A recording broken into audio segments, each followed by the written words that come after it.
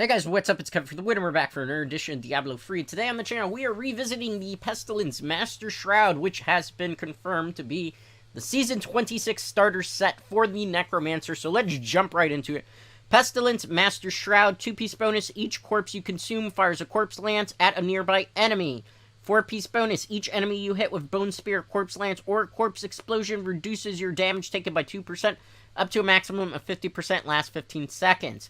6-piece bonus. Each corpse you consume grants you an empowered Bone Spear charge that increases the damage of your next Bone Spear by 33,000%. In addition, Corpse Lance and Corpse Explosion damage is increased by 33,000% as well. As you can see, this is mostly a set where you want to revolve around Corpse Lance or Bone Spear. Bone Spear, however, has its own better set, Masquerade of the Burning Carnival. So we're going to be focusing on the Corpse Lance variation of it, which has kind of a bit of its own difficulties, but we'll talk about that in a bit. So we're mostly using a full set of Pestilence Master Shroud. However, to help augment its power, we are using Captain Crimson. 2-piece bonus, 6,000 life per second, reduces cooldown on all skills by 20%, reduces all resource costs by 20%. 3-piece bonus, damage dealt is increased based on your percent of cooldown reduction. Damage is reduced based on the amount of resource cost reduction that you have. For the rings, convention elements, Crispin Sentence, which is going to be important because you deal 81% increased damage against slowed enemies, which is going to be our Frozen Land skill that's going to kind of pop and procure that.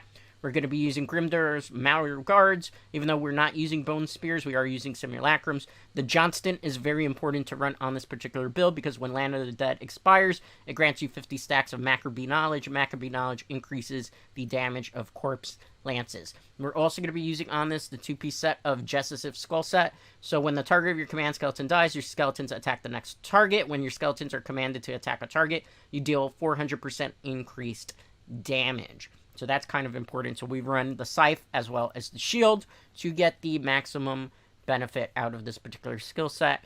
Okay, as you can see here, we're going to move on to the scan. So Reanimation, Command Skeletons, Dark Mending is the way you want to go here. Land of the Dead Frozen Lands, which is very important because this is where our main source of damage comes from, thanks to Devour. Saturated, which is going to be very important just to mitigate some of the life issues we have. Blood Rush Molting, that way we can create corpses for Bone Spears, Simulacrum, Reservoir, just so we can get back our maximum essence. Corpse Lance, Brittle Touch, this is your main source of damage in this particular build after you devour corpses, so keep that in mind. Passives, Standalone, Overwhelming Essence, Blood is Power, and last but not least, Final Service. In the Kanai's Cube, Brilliant Shadowhook, Corpse Whippers, Pauldrons, which you must run, and a Ring of Royal Grandeur. This is what my Paragon looks like. Obviously, if you're starting your season, you don't have access to that, so prioritize where necessary. For the follower, I recommend Broken Crown, Flavor of Time, Nemesis Bracers. Everything else kind of throwaway. Really, a Broken Crown, Flavor of Time, Nemesis Bracers is all you really want to run. Okay, so for the purpose of the showcase, we're going to do Grey Rift 60, 70, and 75. When you get into the Grey Rift, first thing you want to do is pop your Land of the Dead.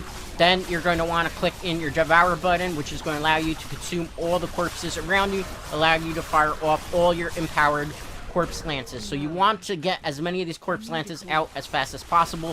When it has expired, use your regular Corpse Lance skill to take out as many targets as possible. While you are waiting for your Land of Dead to come back from cooldown, and it takes quite a while, which is where this armor suffers, you can either teleport with your skill to create a corpse and fire off Corpse Lances that way, or you can use your command skeletons to attack a single target whenever possible.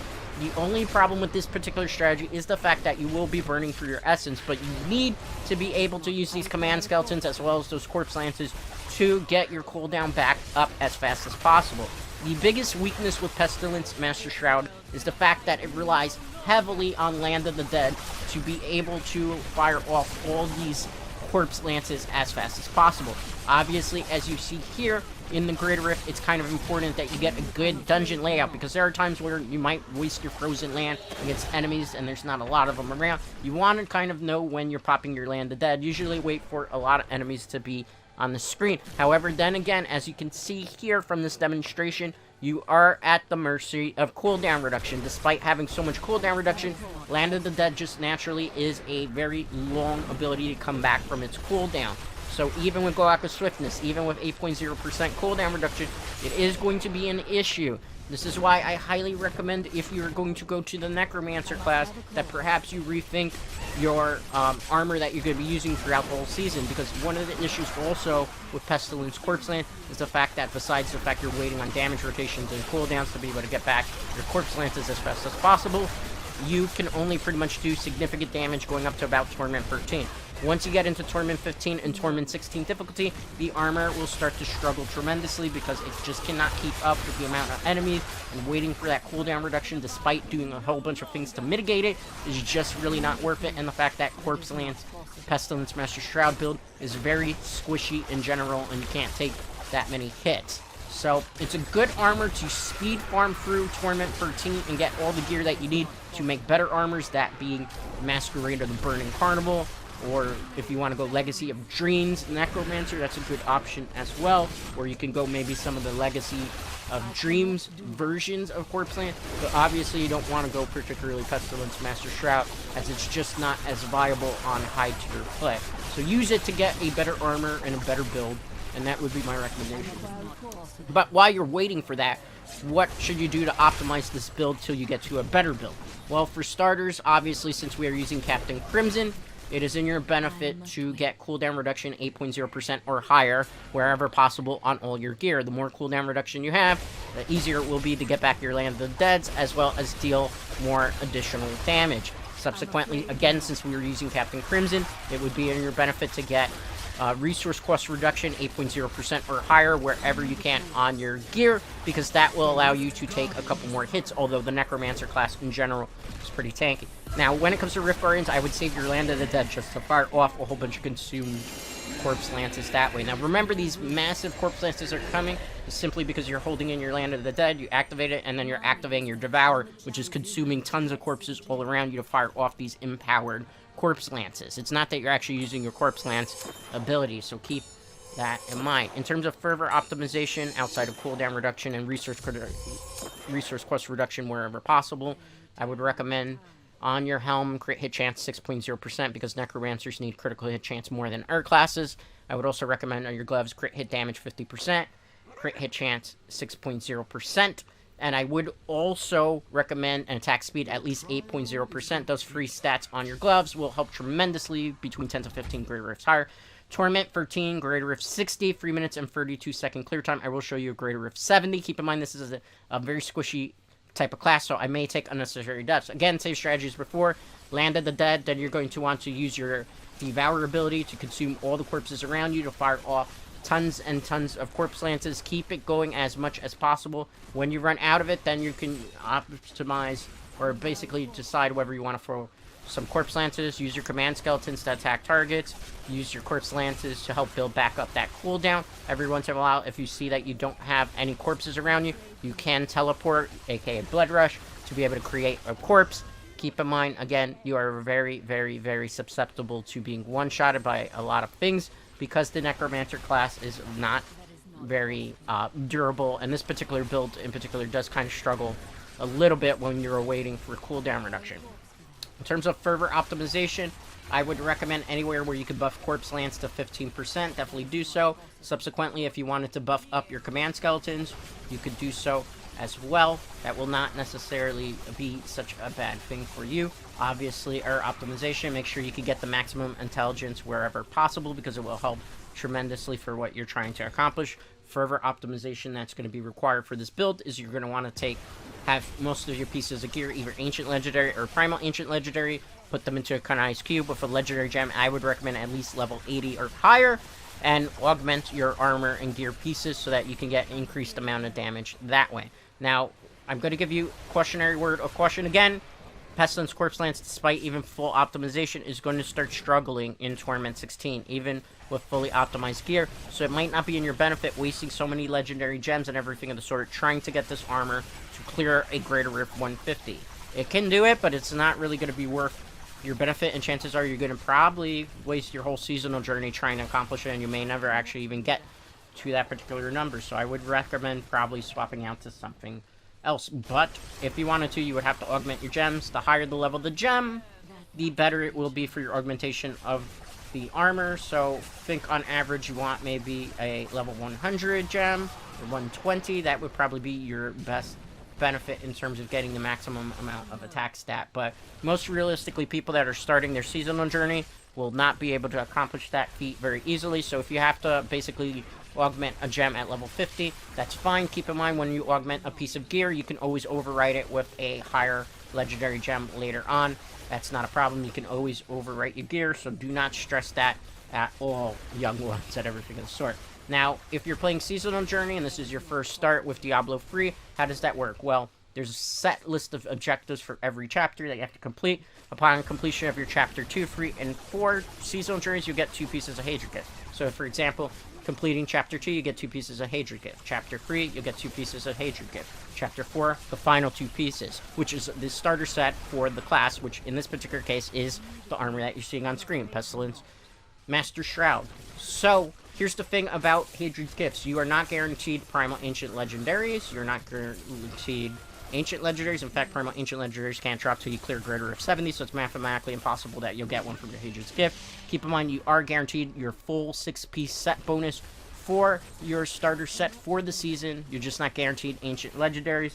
So my recommendation is that you're probably going to have to swap out pieces as you continue to farm for things. As you see here, you're struggling because there's no corpses, so I'm going to teleport around to fire off some corpse lances to then wait for the Land of the Dead. This is the problem. If you don't have a Land of the Dead ready for your Rift Guardian, it could put you, particularly on the higher Greater Rifts, at a significant disadvantage, which is why I've been very pessimistic, so to speak, no pun intended, as to whether people should reuse this for the Seasonal Journey or not for the Necromancer. I feel like Grace of the Naris performs a little bit better. Now, there's other things that you're going to need for this set that are not included, obviously, in the Hatred's Gift, that being Captain Crimson. So if you're still new to Diablo, how are you going to get that? You have to do bounties and bounties. Just keep doing bounties and more bounty. Eventually, you get Tyrio Caches that have a chance of having the plans drop. I'll hold that thought for a second. Greater Rift 70, 3 minutes and 42-second clear time, despite the fact we took an unnecessary death. I will do Greater Rift 75 to demonstrate how now it starts to drop off in Paris. So we fire off a Land of the Dead. Again, we're consuming all the corpses around us with Devour, which is creating the Corpse Lance Spears. As you see, now enemies are able to tank these Corpse Lances a lot better, which puts us at a little bit of a significant disadvantage. So we're using our Command Skeleton as well as regular Corpse Lances to try to get back up our cooldown reduction. Now, again, you're going to need Captain Crimson, so my recommendation is that you do a lot of bounties, and do also, as you're doing a lot of bounties, you will get Tyrio Caches, and you run into goblins that have high potential of dropping the plans that you need for Captain Crimson. So do a lot of bounties, kill a lot of goblins, and you should be able to get it. Subsequently, keep in mind that everything that you'll need for this build is the Jessup set armor. My recommendation is just do a whole bunch of Greater Rift runs. Greater Rift runs have a tendency of dropping both pieces of gear significantly easily. So if you pick a Greater Rift that you can clear within, let's say, 3 to 2 minute clear times, and you do a run of that for about maybe 3 to 4 hours, you should be able to get the pieces of gear for both the scythe and the shield relatively easy. Subsequently, an alternative method that you can use, although I don't necessarily recommend it because of the amount of resources that you're going to be wasting, is you could just buy a whole bunch of scythes that are rare and a whole bunch of shields that are rare, and put them in the kind Ice Cube and use the recipe upgrade rare. There's a higher chance that you might get a scythe and shield easier that way, but the amount of resources that you're going to have to burn through to be able to do that is quite significant. Now, in terms of leaderboard placement, where will Pestilence Master Shroud probably be put at? Well, it kind of varies. Some people are able to do really well with this armor, some people are not. It's a matter of how much time that they spend.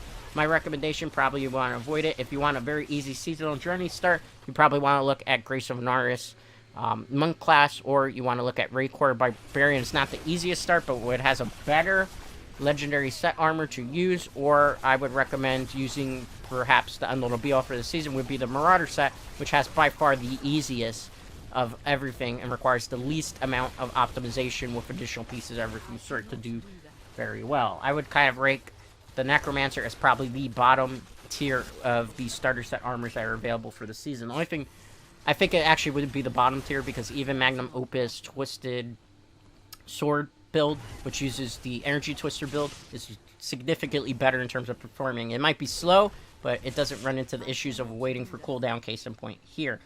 So realistically, the top 4 leaderboard position is probably going to be, again, Whirlwind Barbarian, Gears of Dreadland, Zunimasa Poison Dart has gotten recently very popular with people, although I don't prefer that build, but I will be covering that build next week on the channel after we fish our starter sets again, because I did show a Gargantua build, which I thought is easier for starter people to use, as opposed to trying to do Poison Dart's build, because Poison Dart requires a lot of moving pieces that you don't easily get through your seasonal journey in general, so keep that in mind. So I would recommend those. Really, it's going to be a case of Whirlwind Barbarian's going to dominate the boards. Pierce of Dreadland will probably. Spirit Barrage or Zunimasa, probably for Witch Doctor will do well. For the Wizard, it's definitely going to be either Chantotham Veer or a Hydra build, because those are generally very popular. And then from there, the Crusader is probably going to be returning to Valor's Satyr, which is starting to get strength, or Bombardment Crusader, the Armor of Khan. Again, another good start, although it requires a lot of moving pieces that don't come naturally in the Hadron's Gift. But the Necromancer is definitely perhaps one of the most bottom tiers that you could use. Again, like I said, if you want a very strong build, look at my Masquerade of the Burning Carnival set armor that was available in the Season 25 playlist. I will cover it again in Season 26 sometime later on in the season, as we're still getting through these starter sets, and then we'll talk about metagame builds and everything of the sort, and then we'll go into other things that are probably lesser used arbors that you probably want to stay away from, and that's pretty much what our plan is for Season 26 of Diablo. Like I mentioned in the last video, I am streaming my seasonal journey as a Raycore Barbarian on Twitch. I will be doing that from time to time. Same Twitch channel name as here, Dreadscape Gaming. We tend to do quite a few frequent Twitch streams as of late, so if you're not already following us on Twitch, make sure to do so you can kind of stay up to date as to what I'm doing in terms of videos for YouTube, because I do kind of do a lot of prepping of my materials for YouTube on our Twitch channel, doing everything. Okay, so let's teleport away from here. Obviously, we're waiting for Land of the Dead cooldown. We've got a couple seconds more. We got to avoid these attack. Alright, let's pop our Land of the Dead. Then we'll use our Devour to fire off a whole bunch of spears. As you can see, these Corpse Lances have basically taken out the Rift Guard. So as you can see, the big issue here is you're trying to mitigate cooldown reduction. You could probably help with Goaka Swiftness. I would recommend Legendary Gem, Bane Stricken, Bane of the Trap. But you need to try to optimize this cooldown. And no matter what you do, remember that it just takes a very long time to get back Land of the Dead naturally, even with cooldown reduction. So that's why I'm saying, again, this armor's been so nerfed in so much of the seasons that have passed so far, because they take a lot of the power away. So I would recommend probably trying Masquerade of the Burning Carnival. Use this to farm for Masquerade of the Burning Carnival, or even Grace of Anaris will do better. And that's pretty much what you want to do with the season if you're playing Necromancer. Okay, the Grey Rift 75, Torment 16 difficulty, 4-minute 37-second clear time. As you go higher up, this is going to struggle more. So you'll probably see a minute more clear time. You'll probably take a lot more deaths. Again, I cannot stress this enough. This is something that you only can really use to Tournament 13. Once we start seeing Tournament 16, even pretty much upper Tournament 15, it struggles a lot. And it might not necessarily be in your benefit to pursue this type of build any further. On Friday's video on YouTube, we will be taking a look at the Magnum Opus set armor, which is the starter set for the Wizard class. We're going to be showing you the Energy Twister build. I showed the Frozen Orb build in Season 25. I don't recommend you go that route for your seasonal journey, because it's going to present a lot of issues in the long run, as opposed to Energy Twister, which requires less optimization and can do significant more amounts of damage. So I would recommend that. We also have the Marauder armor coming out video as well, so to be on the lookout for that. Probably I'll put out Marauder first, because that's going to be a popular class that people are going to be using for Season 26, and then probably I will then push out the Magnum Opus armor, let's say, probably on Sunday of next week. So there's a lot of videos that are going to be coming up, so keep that in mind. Anyway, that's going to do it for today's Diablo free video. As always, a like on this video is greatly appreciated. If you're not already subscribed to the channel, definitely consider doing so, as it helps the channel grow. If you have any questions, leave them in the comments, and I will get back to you soon. Anyway, that's going to do it for us. Till next time, guys.